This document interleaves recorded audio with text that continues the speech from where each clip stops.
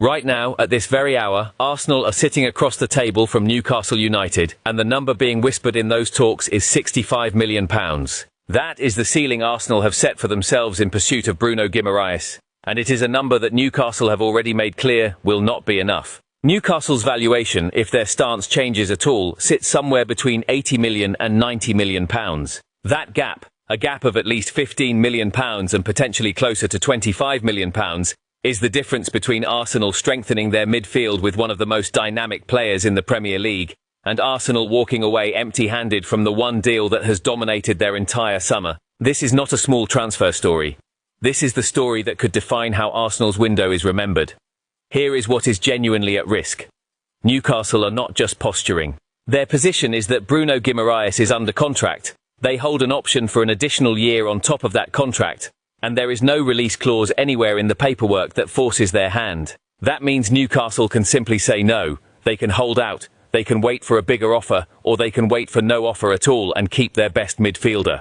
If Arsenal misread this situation, if they table something that Newcastle consider underwhelming, the whole approach collapses, and Arsenal are left needing a plan B in central midfield with the season edging closer every single week. Before we go further into how this is unfolding, if you want the full picture on every major Arsenal story this summer, deep dives just like this one, then this is exactly the channel for that. Hit that subscribe button now so you do not miss the next update, because this Bruno Guimaraes situation is moving fast, and there is a lot more to break down today, including a fresh development on Christos Tzolis, an academy signing that beat some of the biggest clubs in Europe, and one Arsenal player who has just been told he is now available for transfer. Let us go through everything piece by piece, starting with what has been circulating today.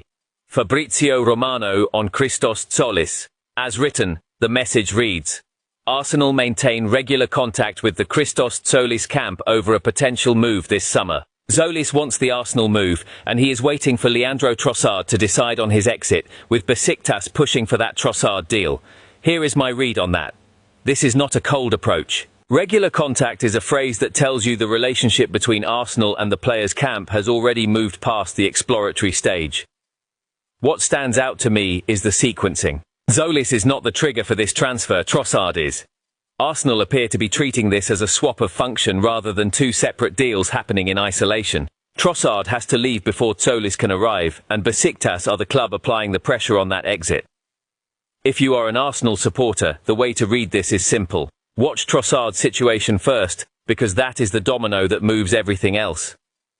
Ben Jacobs via AFC stuff on Bruno Guimaraes. As written, the message reads: Arsenal are expected to formally open talks with Newcastle for Bruno Guimaraes. Arsenal have made it clear they are prepared to go up to £65 million. Newcastle's valuation, if they change their not-for-sale stance, is more like £80 million to £90 million. My analysis here is that this confirms the scale of the gap I mentioned at the top of this video.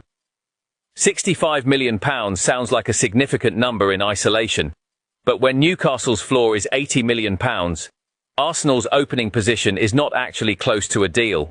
What this tells me is that Arsenal are testing the water rather than making a knockout bid. Formal talks opening is a procedural step, not a guarantee of progress. The real story is the £25 million gap sitting in the middle of this negotiation, and until that gap narrows, this remains a rumour with momentum, not a confirmed transfer. Daily AFC on Bruno Guimaraes negotiations. As written, the message reads: Arsenal are internally discussing another offer for Bruno Guimaraes. Kia Jorupchian is still doing all the communication between Newcastle and Arsenal. What I take from this is continuity. The fact that one single intermediary is handling all communication between both clubs tells me this negotiation has a defined channel, which usually speeds up structured talks compared to fragmented conversations across multiple agents. Arsenal discussing another offer internally suggests the first number was not accepted, and they are recalibrating. This is a club adjusting its numbers in real time rather than a club that has given up. Again, I want to stress this to viewers, this is still firmly in negotiation territory. Nothing here is confirmed. It is a rumour with real substance behind it, but it is not signed, sealed, or delivered. AFC stuff on Elijah Upson. As written, the message reads: Elijah Upson, an 18-year-old centre-back, has chosen to join Arsenal. The player turned down a professional deal at Tottenham earlier this year, and also had offers from Chelsea, Manchester City, and Bayern Munich, among others. Upson is the son of former Arsenal and England defender Matthew Upson. This one is worth pausing on because it is not a rumour, it is a confirmed decision by the player. My analysis is that this is a genuine statement of intent from Arsenal's recruitment approach. Beating Tottenham to a player who was already at that club, while also fending off Chelsea, Manchester City and Bayern Munich, tells you this is not a consolation signing. Clubs of that stature do not lose out on academy prospects by accident. There is also a sentimental layer here with the family connection to Arsenal through his father. But I want to be careful not to overstate that as the reason for the decision, since the only fact confirmed is that he chose Arsenal ahead of 4 major clubs. That alone is a notable recruitment win, even if it will not make headlines the way a first-team signing would. AFC stuff on Christian Norgaard. As written, the message reads, Arsenal are willing to listen to offers for Christian Norgaard, who is 32 years old this summer. Crystal Palace are one of the options, which could be attractive as the player can stay in London. There has also been sporadic interest from other Premier League clubs. My take on this is that willing to listen is a very specific phrase in football reporting. It does not mean Arsenal are pushing him out the door, and it does not mean he has requested a move. It means the club will not block a sale if the right offer comes in. Crystal Palace being framed as attractive because of the London factor tells me this is being presented as a lifestyle consideration for the player as much as a football one. At 32 years old, this fits a pattern many clubs follow with experienced squad players, where the door is left open rather than forced. I would classify this strictly as a rumour at the stage of interest, not a move that has any confirmed direction yet. Daily AFC on Mikel Merino's quote.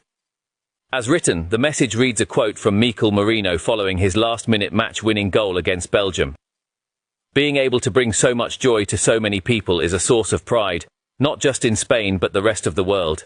There is no transfer angle here, and I will not manufacture one. What this confirms factually is that Merino scored a last-minute match-winning goal for Spain against Belgium, and his own words afterward reflect a player fully locked into that tournament moment. For Arsenal supporters, the takeaway is simply that their player is performing at the highest possible level on the international stage right now. Arsenal radar on Stephen Warnock's analysis of Merino. As written, the message includes commentary from Stephen Warnock describing Merino's goal as a matter of timing that cannot be taught, referencing Mikel Arteta's trust in playing him at centre-forward because of his runs, and suggesting that if Spain go on to win the World Cup, Merino's contribution, despite having fewer minutes than the star players, could be argued as the most impactful of the tournament. My analysis is that this is an outside pundit validating something Arsenal supporters have already seen domestically. The reference to Arteta trusting Merino in a centre-forward role is significant because it confirms that this is not a new experiment born out of the World Cup. It is a continuation of a role Arteta already uses him in at club level. What stands out is the framing of impact over minutes. A player entering matches as a substitute and repeatedly producing decisive moments is a different kind of value than raw playing time. And that is exactly the value proposition being described here. Opta statistic on Merino. As written, the message reads, Mikel Merino is the first player in FIFA World Cup history to score the winning goal in 2 different knockout stage matches as a substitute, followed by the single word, dependable. This is a confirmed statistical fact, not a rumour or an opinion, and it is about as strong a piece of evidence as you can get for a player's big match temperament. Scoring 1 decisive knockout goal as a substitute could be circumstantial. Doing it twice in 2 separate knockout matches at a World Cup is a pattern. For Arsenal, this is a data point that supports exactly what Warnock was describing in the previous screenshot, and it reinforces Merino's reputation as a player who delivers in the moments that matter most. Connor Hum, quoting Bukayo Saka on Merino.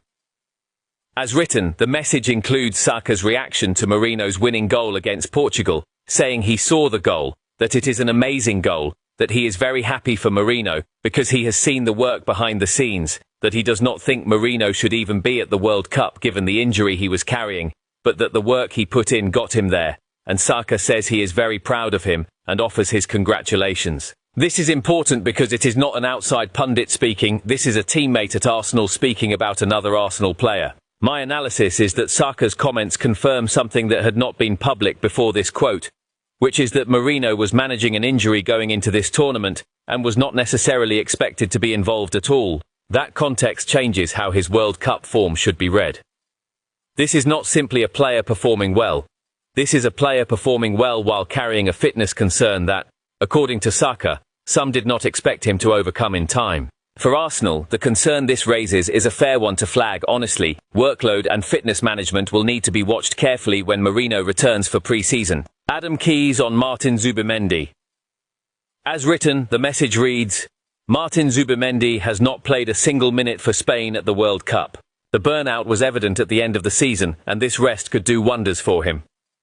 A few weeks on a beach, and Arsenal will have this very special player back in no time. The confirmed fact here is straightforward. Zubimendi has not featured for Spain at all in this tournament. The interpretation offered, that this represents rest rather than exclusion due to form, is presented as an opinion rather than a confirmed reason, and I want to be transparent with you about that distinction. What is confirmed is 0 minutes played. Why that is the case is not stated as verified fact. What this means for Arsenal practically is that unlike Merino, who is playing extended minutes deep into the tournament, Zubimendi could realistically report back for pre-season training with fresher legs, assuming Spain's run in the competition does not extend his time away significantly further. Liquid Guna on Arsenal's finances. As written, the message reads, Arsenal's player wage bill reached £346.8 million in the year ending May 2025, making them the Premier League's fourth highest spenders. According to the Deloitte Annual Review of Football Finance 2026, the Gunners also generated a record £690.8 million in revenue during the same period. Arsenal's wage bill is expected to rise further following the arrivals of Victor Gyökeres, Martin Zubimendi, Eberechi Eze, and several other summer signings. This is the financial backdrop against which every transfer story in this video needs to be understood. My analysis is that a revenue figure of £690.8 million against a wage bill of £346.8 million shows a club that, on the numbers presented, is generating close to double its wage spend in revenue. That is a healthy underlying financial position. It also explains why Arsenal can be simultaneously chasing Bruno Guimaraes at up to £65 million, having already absorbed the wage impact of Gyökeres, Zubimendi, and Eze, and still be described as fourth highest spenders rather than the outright highest. The financial capacity appears to be there.